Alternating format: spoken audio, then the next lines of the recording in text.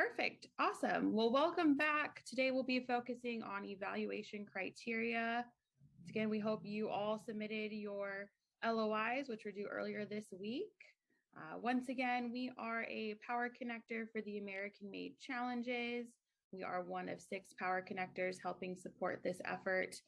We are being contracted to help work with support for DOE SBIRs. Once again, just to touch on the American-Made Network connectors, these connectors are a component of the network. As you can see, they're scattered across the United States. If you have any questions about the American-Made Network or possibly being connected with a connector or becoming a connector, always feel free to reach out to Amanda or myself, and we can get you well connected within that. Again, we are covering the different solar topics. So we're primarily working on the solar energy topics as well as the water power technology topics for this phase of the DOE SBIRs. So that's just an overview of the topics that we're helping support. And we are here. So you all should have submitted your LOIs, which were due this past Monday. You will receive non-responsive feedback by Monday, January 24th. Then ultimately, full proposals will be due Tuesday, February 22nd. So we are just moving along in this process. Here's an extended timeline again. And then additionally, you all have been great and been attending all of these workshops. If you need to see previous recordings, feel free to reach out to Amanda or myself. So today we are talking about evaluation criteria. Next week, we'll touch on legal process and data rights. And then we will be diving into some commercialization workshops later on in January and early February. We'll be sending out information for those as well. And then also we'll have some office hours and mentorship that we'll be working with Sonia with throughout February. All right, so I'm going to go ahead and introduce Sonia, who is our speaker for today. She is a subject matter expert here at UACI. She works primarily on grants contracts within the SBIRs. She's also the founder and president of OPPSSPOT. Sonia, let's go ahead and toss it over to you, and we'll get started. All right, thank you, Casey. Thank you, Amanda. Let me share my screen, and hopefully my screen works today. Can you see the first slide? Yes, if you just want to make it presentation mode, we'll be good. And then we'll do that. And that should be good too, right? Yep, looks great. Thank you. All right, so moving along. This shouldn't be a long webinar. We will be focusing on review criteria and of course for the DOE proposals that are due next month. And I'm going to be talking about 2 types of review criteria. One is administrative, which typically most people don't like, but we will talk about it anyways, because if you fail to follow instructions, then you can't submit, or you will be also deemed unresponsive on your proposal submission. And also, of course, the review criteria when it comes to technical merit and merit of the innovation itself.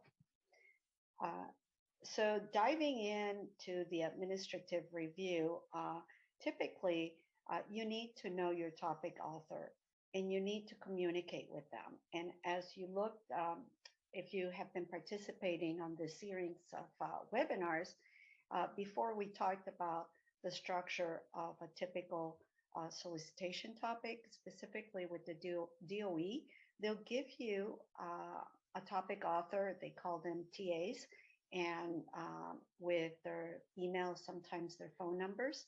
And so it's very important that you communicate with them. And what I provide you in here is a list of what these topic authors are called typically in other agencies. So in the DOD, for instance, they're called the technical point of contact. And usually these TPOCs are only available to talk to you like the first month after the solicitation comes out, or they call it pre-release. And after that, they remove their names or their phone numbers from the solicitation topic. And so it's very important that you reach out to them during the pre-release time, which is typically 1 month. And the DOE, like I mentioned, they're called topic authors, sometimes topic managers as well. NIH calls them program officers or program directors, similarly with the NSF. So what do you need to communicate? If you look at the solicitation topics, specifically with the DOE, they tend to be short. They talk a lot about the program office, but sometimes not sufficient about the topic in itself, and they're very open and broad. So it's very important to talk to the topic author and get more insight about the topic, more about the motivations. Why does this topic exist? How does it align with the agency's or with the office's missions and needs? And find out if there are some restrictions or if there's some requirement. Like I mentioned, what is the true motivation? And you get that usually when you talk to someone or when you see someone face to face, if possible. It used to be many years ago, I used to go and visit people in person if my budget permitted. And it was difference like night and day. And so if you can meet people in person during conferences, that's even better because you build a relationship that would otherwise not be there. But right now you do what you can. You either do a Zoom meeting or you do a phone conversation. And when you talk to someone, they tend to give you a lot more information than they would normally do when they have to put it in writing. And after you talk and you find out more about the purpose of that topic and the existence, the reason for existence of that topic and the motivation, you might say, there's not much alignment here. You might decide it's a no-go before you invest much time on it. And it provides you opportunity to ask more questions. So in the case of the DOE, they provide webinars. So they've already given you webinars about the topics, but in general, they're very short and brief. And that's another reason why you want to talk to these topic authors or send them email and clarify some more things. Because if you listen to these webinars, they were really high level. So, but you still need to attend because you get some little bits and pieces here and there, either about the program office or about the author themselves that you normally would not. So do both. So send an email and schedule a phone call and do follow up and get more clear understanding about the topic and do it as fast as possible. Although by now, like Casey mentioned, all of you, if you're still here, you most likely submitted a letter of intent and are waiting to hear back whether it's a good match, right? Or actually whether it wasn't a match in the case of the DOE. So when you have this communication, don't talk, it's not about you, right? It's about them. So don't make it about you because you're going to waste that precious time talking with these individuals that usually are very busy and will only give you a few minutes. So make sure that you have prepared a list of questions to ask and that you are prepared to listen, right? So listen more than you talk. And do ask questions to clarify the topic and ask, not necessarily talking about you and too much about your approach, but find out, if possible, what approaches are they interested in? What are they truly looking for? Would it have to interface to an existing system? What, as much as possible, as to why they need this and what approaches they've used that fail and what they don't like about those approaches. So then you are, already making that mental map of whether there is a good match between what you're are going to propose and what their needs are. So think, like a systems engineer in this case. And also in the case of DoD, usually it's about transitioning. So you're going to be finding out, is there already a transition or acquisition office or a platform?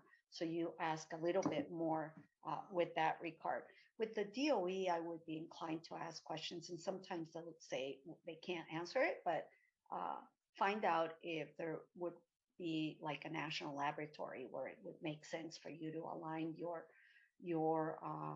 capabilities for testing purposes, for example. So diving into the administrative review, there's a lot of things that you need to do, right? This is a painful process, but you need to do it. And it starts with reading your solicitation. You need to read it very carefully because it'll give you all the instructions for the most part. It might be a little bit convoluted and unclear, but all the instructions needed to submit should be on the solicitation. And so read it carefully and read it completely. Know where and how to submit online. Each agency is different. And we discussed some of the registrations and what needs to be done for DOE, so you know that already. But like, for instance, they're unique in having these PAMs that sole purpose of existence is for you to submit your letter of intent.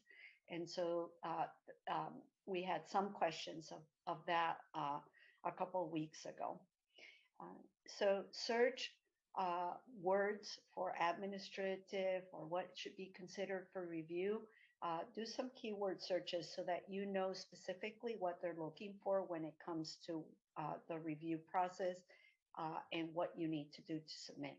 There's going to be format requirements, and each of them vary from agency to agency. So when you think you have a template and submit it for another agency, make sure that you look at this again, because like NIH lets you have little really thin margins on the tops and bottoms, but all the others don't, right? And so if you had submitted to the NIH and want to use that template, forget it. So create the template all the time based on the format requirements of the agency you're submitting to. And they're very specific. Sometimes they're even as specific as to tell you number of pages and number of words in your proposal. So make sure that you don't exceed pages or word count, which is kind of a pain. I believe NSF does that. So verify if they require or not letters of support. NASA encourages you to not put letters of support. If you include a letter of support for NASA, it better be like more of a commitment that they're going to purchase your project or your technology. Otherwise, it's going to consume sometimes even space on your proposal. So if you have a letter of support for NASA, it probably has to be a very, very strong one before you use one. But in the case of DOE or DOD or NIH, I strongly encourage my customers to use letters of support because it's going to validate the need for your technology, and it's going to let the reviewers know that there are potential customers and partners that are interested in working with you or purchasing your technology if you, if your project is successful. Make sure that you qualify as a small business, like for 500 employees or less, for instance. You have to be in the United States. All the work has to be done. Also, review the principal investigator or PI qualifications. Each agency describes those qualifications slightly different. And what are the requirements of the PI when it comes to commitment to the company? So make sure you read those very carefully. Who owns your company? Are you highly owned by VCs? Again, each agency is different. And that ownership, is it outside of the United States? You have to be careful. So review again the instructions. There's going to be budget limits and restrictions there too. And these depend as well as if it's going to be an SBIR or STTR. There's going to be different limits for that, as well as how much you can give out to subcontracts or sub-awardees. And also each agency has different award limits, and possibly even each topic has different award limits. So read that as well. And then each proposal, the contents and what is required and what is going to be reviewed on each component or section of your proposal might be different. And it varies from agency to agency. So read that carefully. And then finally, but not least, the due times and due dates. These vary from agency to agency. It might be first thing in the morning Eastern. It might be end of business day, 5 p.m. your time, or it might be end of business, 5 p.m. Eastern time. So make sure that you clarify and you read that very carefully, because I've had companies not look at that carefully, and then they do not meet it and they can't submit. And then don't leave it till the due date, last minute time, because the systems can be overwhelmed, or Murphy's Law is going to come in and something's going to break and you won't be able to submit. In the case of DOE, they want to know your letters of intent. For instance, we discussed this. This is very specific to DOE, right? So that's an administrative case. And then another example is that they do require that you have a commercialization plan.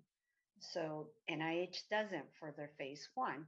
DOD requires that you have a commercialization report submitted. And so each one has slightly different sections. So make sure that you look at that carefully.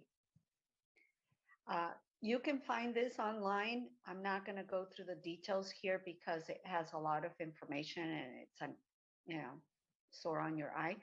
But I wanted to add this here because I create for my submissions, I create like a list of tasks, and we went through this on the proposal writing process, where you do a checklist of what are the sections, what are the things you need to do. Here's just an example of the requirements for your DOE submission. And so you've got your registrations, you've got the different topics, you've got to look at the budget and focus on, is it an SBIR, STTR? Am I going to be doing, I highlight the fact that last year they didn't have this, but now they do. They're adding their Taba. I have a slide on that later in this, and I think we've discussed it in the past as well. But these are the different sections that have to be submitted for your proposal, and the commercialization plan comes in a different section.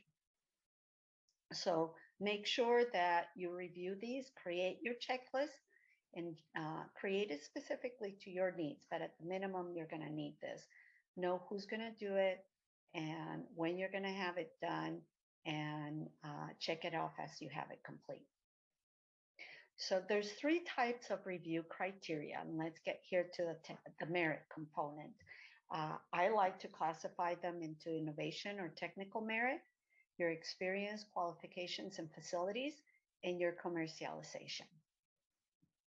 And what I'm going to do here is I'm going to align these, and you could also get it out of the solicitation as specific to the DOE's review criteria, right? So when it comes to innovation, and before I continue, are there any questions?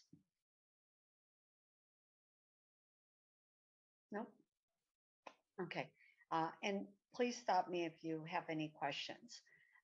When it comes to innovation, the reviewers are going to look at the strength of the scientific and technical approach as evidenced by 3 things. The innovativeness of your idea or approach, the significance of the scientific and technical challenge, meaning, is this a risky proposal or idea? And how good are you presenting it, right? You could have a really good idea, but if you don't know how to express it, then you're done, right?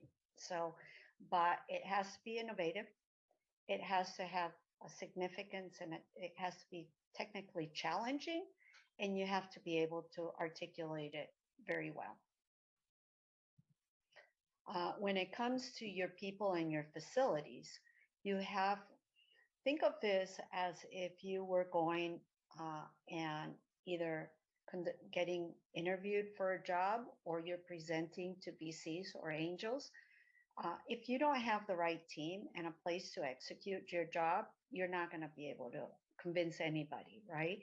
And it comes to both the qualifications of the PI, your key staff members, as well as who you're going to be subcontracting or who your consultants are. And then when you define who your team is, make sure that their resume or their bio sketch qualifies them for the job you're proposing to do. So if you're going to be proposing to do some machine language or artificial intelligence, or you're going to be doing something with drones or optics related, make sure that there is at least one person with the expertise in those fields to do those tasks. Otherwise, it's going to be identified by the reviewers that you don't have the expertise to carry out the task, right? And I would recommend that if you are proposing to do something in artificial intelligence, that the artificial intelligence is a key person within your organization, as opposed to having that expertise coming out of a subcontractor or a consultant, because the purpose of the SBIR STTR program is to grow your company, not to grow your consultants or subcontractors' companies. So although sometimes you do want to do it because you really require those additional skills from the subcontractor or consultant, it would be best that you have someone internal to your organization to have those skills. Because if that's the meat of and heart of your innovation, you want to have those skills in-house. You want to make sure that you are proposing something that you can carry out within your own facilities or where your subcontractors are, right? So make sure that all that is properly aligned. And then you also, the scope of what DOE is going to be invested in, you have to be able to justify it appropriately in terms of your budget and the level of effort. So it all has to be integrated really well.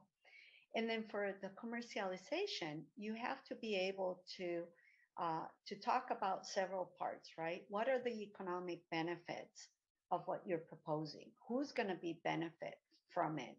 And what is the likelihood that you can, as a team, as a company, and with the work you're proposing to do, what is the likelihood that it's actually going to transition to the marketplace and that there's going to be people that are going to be able to use it? I see a question. Technically challenging. So that has to do, Erica, with the is it a hard problem you're solving, right? Because if anybody can really go and do this, then why are they giving you the money? So there has to be a technical risk. It has to be something hard to be done. Otherwise, it already would have been done, and most likely it already was.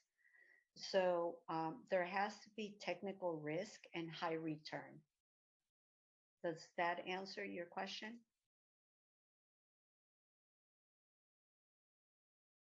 Yeah, it doesn't have to be rocket science, but there has to be some challenge to it, right? So it's for you to, in how you describe your innovation and your approach, you have to make sure that you explain what is technically challenging about what you're proposing to do.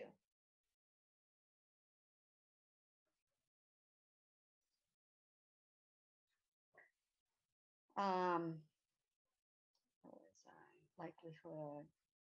Well, so if you're going to require a lot of more money to do this to transition, you need to be able to explain where that money is going to come from, right? Are you going to be funding it? Are you going to be getting it from angels or VCs? Are you going to be getting a loan? Are you going to require more projects or more grants and or go after more SBIR, STTR, project? So you've got to understand where you're, how much money you're going to need to commercialize and where it's going to come from. And then in the case of the majority of the agencies, you need to understand and explain how you're going to manage that data and how you're going to protect the IP and not lose it. This can be related to either cybersecurity or how you're going to manage your data when you have subcontractors, how you're going to be sharing it, or are you just going to at least for the phase one, keep it all confidential and proprietary. All right, before I go on, there's a question. Innovation strengthen. Let's say we want to create a mobile app. What would be the best way to present as an innovative strength? So usually apps are not, like, at least when you present it for NSF, apps are usually not the innovation. Because pretty much anybody could go and create an app.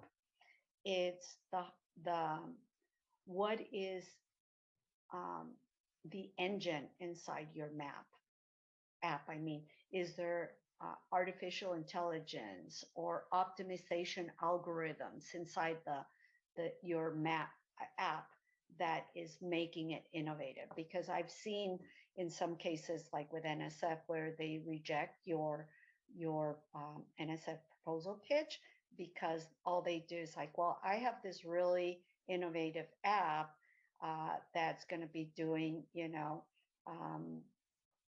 medical record or maintaining the statistics of someone running, right? Well, anybody could do that, but what's unique about that app? Are you having some predictive algorithms underneath that are going to predict that if you keep on running so much, you're going to have a heart attack or something like that, or how likely are you? So if you can explain what is behind your app, that's really the innovation, because the app in itself is not going to be the innovation. Does that answer your question, Noreen? Yeah. Okay. Yes, thank you. Thank you. That answers. Right. Thank you. And Erica, and it's hard to explain what technically challenging is, because it comes down to what your approach is that would make it unique and technically challenging, even though your idea might be really intuitive and easy. Okay, regulatory versus scientific. Yeah, yeah, that one is kind of a tough one, but DOE might not be a stickler like other agencies, and it just depends on, risk reward at that point, where if there's really high return and maybe not so much risk, it might be of interest. And then you have to go to the other review criteria, right? Is it something that's really needed by society, and is it going to be really impactful? And so then you have to combine all these things put together. So it might not be like really, really technically challenging, but you're solving issues that are really important to society, and it would have high return. So if you make it, more of the business case, and the fact that it hasn't been done before, and it's maybe based on stuff that is, really cool, that has maybe proven before, but integrated together has not been done yet, then you make the case around that. Thank you. That's makes me feel a little more hopeful. Thank you. Yeah, yeah. And I mean, those are also kind of the questions you might have with the topic author as well, because they might have suggestions within their department and them knowing who the reviewers, they won't tell you who they are, but who's gonna be reviewing it, uh, then with their experience, they're gonna tell you, well, present it this way or that other way, right? So they might give you those kind of hints, but that could be a good discussion to have with them without making it too much about you and disclosing too much about what you do. Because if you really, what happens if you discuss your approach, they can't really comment on it because then they would be accused of being biased if they say, yes, I like your approach, right? And so then that could compromise your whole proposal if they tell you they like your approach, because then you can contest later that they were biased. Well, someone else could if that became public. So that's why they can't give you advice on your approach. So you have to be very sneaky how you ask the questions. Thank you. All right. Any other questions? Oops, I went too fast. Okay. So, got my buddy here. It's hard to tell because I have her blurred. I have two huskies. Sorry about that. Hopefully I don't have to take them out. I hate to interrupt this. Okay, hold on. So as part of the merit review, this again, you can get it out of the solicitation. You're going to have technical evaluation is going to happen by experts or subject matter experts, sometimes inside or outside of the government. So I review proposals for NSF, EPA, USDA on different occasions, and I'm not part of their organizations. So that's just an example. And I believe DOE does that similarly, and that's why they use their letter of intent to see who they're going to reach out in their network to bring in for review of proposals. DOE does not fund applications that have identified weaknesses when it comes to respect to the 3 review criteria for innovation. So that's why it's very careful, very important for you to make sure that, you know, on your checklist or when you write your proposal, you review how have you responded to those review criteria. And I recommend that you bring someone outside of your company that possibly is a subject matter expert that would not be biased, that would give you the favor of reviewing your proposal.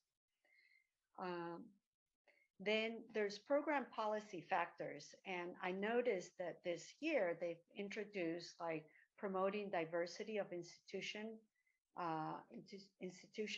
and promoting institutions that have not been previously funded before. And those 2 bullet items are new from last year's solicitation, or at least new since the last time I gave this webinar. So this is now very typical across the whole federal government. They're really working hard to bring new innovations from new companies, right? New people, new ideas, diverse ideas, both from creativity, but also diversity from underserved communities, or you know, diversity in your team, in all ways, shapes, forms, colors, right? So keep that in mind, because I think that it's going to be something that is going to be more and more becoming a factor when they're selecting new companies. You know, assuming that they meet all the other review criteria and everything's perfect, but let's give an opportunity to this new company.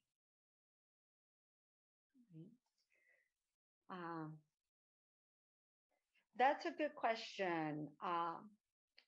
I would just like, you know, mention you're using possibly more female graduate students, or you've noted that there is folks from different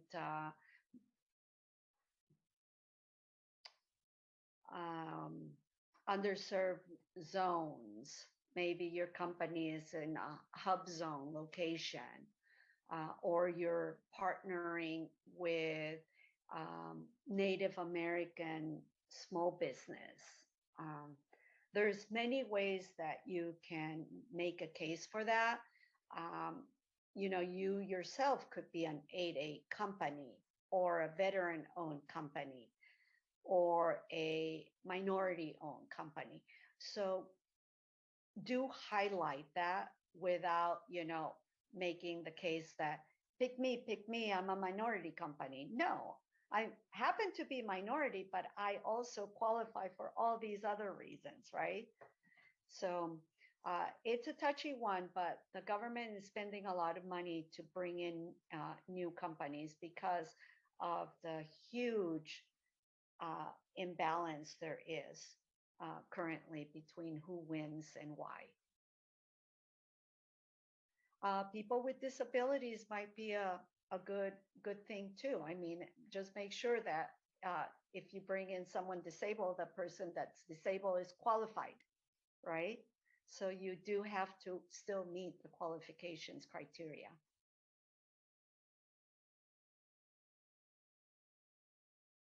Yeah, it would be on the team section, on the company section. What makes your company unique, diverse, different, and qualified?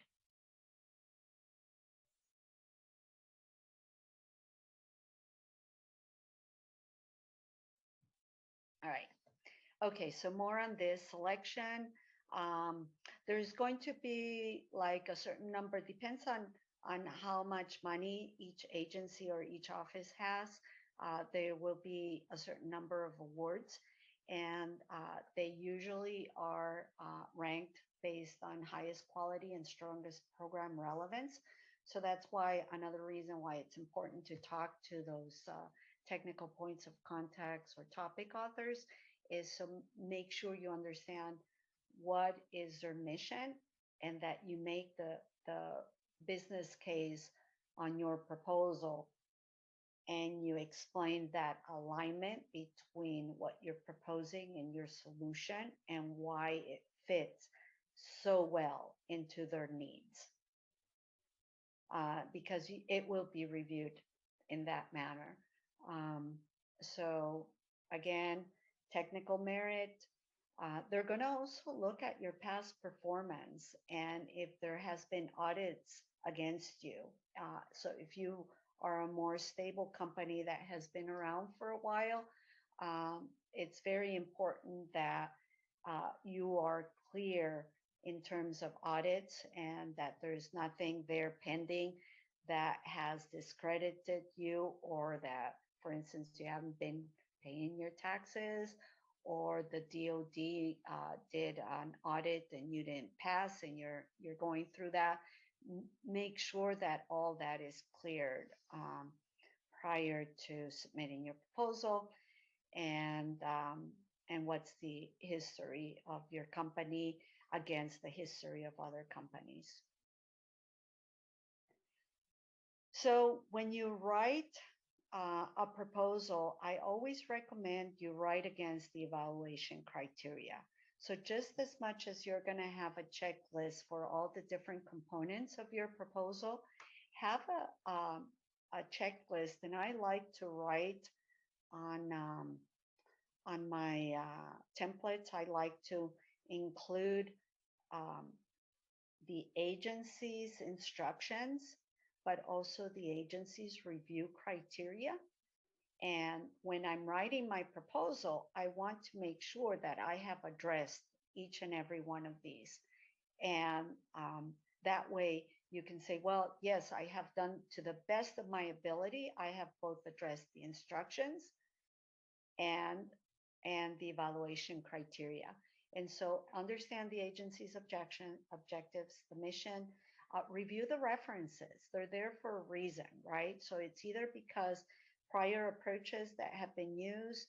It might give you hints of who your competitors are going to be or were and what they're currently using. And so review those references and make sure that when you're writing your proposal, not throwing dirt at other companies or saying bad things about other approaches, but make sure that when you write your proposal, it's like, what is your competitive advantage against potential other competitive approaches or existing approaches, right?